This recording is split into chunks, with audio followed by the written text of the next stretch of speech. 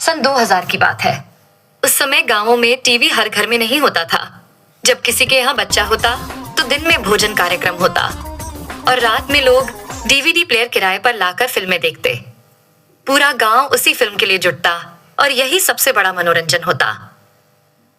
गांव में दो परम दोस्त रहते थे, आशीष और राजू। आशीष हट्टा कट्टा, पढ़ाई में अच्छा और दिन में स्कूल जाता था।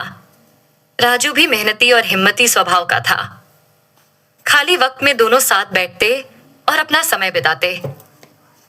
रात के समय आशीष गांव के बाहर बने स्कूल में चौकीदारी करता था। स्कूल सुनसान जगह पर था, लेकिन गांव वाले सीधे साधे थे। चोरी डकैती का डर नहीं था, इसलिए आशीष अक्सर वहां जाकर बस सो जाता। कई बार राजू भी उसके साथ जाता। एक दिन गांव के माधव के घर बेटा हुआ। इस खुशी में उसने दावत रखी और रात को टीवी और डीवीडी पर फिल्म दिखाई। राजू और आशीष भी वहां पहुंचे। फिल्म देखते देखते रात के 11:30 गए। स्कूल की खिड़कियों पर लोहे की मोटी सलाखें लगी थीं। दोनों अपने कमरे में जाकर लेटे ही थे कि अचानक राजू की नजर खिड़की पर गई। उसने देखा कि बाहर लंबे बालों वाली, लाल आंखों और बड़े बड़े दांतों वाली एक भयानक औरत खड़ी थी। उसका चेहरा गुस्से से भरा था। राजू का गला सूख गया। तभी वह औरत जोर से चीखी।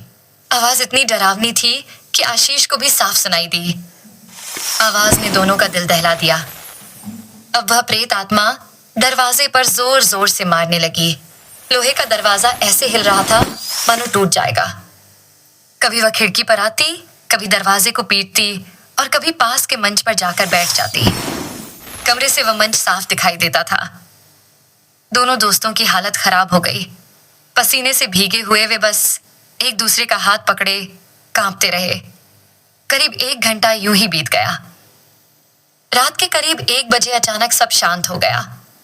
राजू ने धीरे से कहा, आशीष, अब यहां से निकलना चाहिए।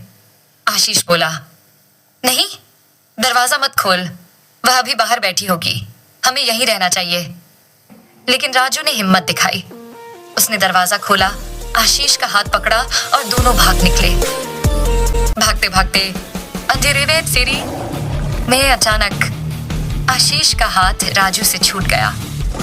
राजू, मेरा हाथ छोड़ दिया तूने, आशीष चीख पड़ा। राजू तुरंत पीछे लौटा। अंधेरे में किसी चीज से उसकी टांग टकराई और वह धड़ाम से गिर पड़ा। गिरते ही जोर से भौं भौं की आवाज गूंजी।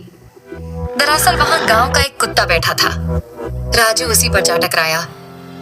राजू घबराकर जल्दी से उठा और दोनों सीधा गांव की ओर भाग निकले।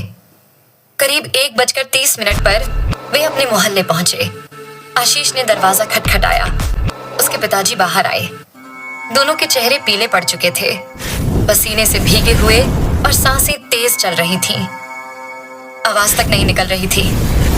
धीरे धीरे जब लोग जुटे तो राजू और आशीष ने पूरी घटना सुनाई। अगले दिन आशीष ने स्कूल जाकर चौकीदारी का काम छोड़ दिया। गांव वाले आज भी कहते हैं कि उस रात स्कूल में जो हुआ वह किसी को कभी भूल नहीं सकता। ये तो सिर्फ पहला भाग था।